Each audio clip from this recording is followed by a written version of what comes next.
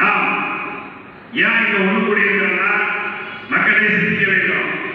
இன்னைக்கு நாம் 100 பேருக்கு ஒன்று சேர்ந்திருக்கிறோம்னா இந்த உப்பிலியபுரம் பகுதியில் உள்ள அனைத்து கிராமத்திலும் கிராமத்துக்கு ஒருத்தர் நம்ம வந்திருக்கோம். இந்த கிராமத்தில் ஒருத்தர் வந்திருந்தாலே அந்த கிராமமே கொண்ட மாதிரி இங்கே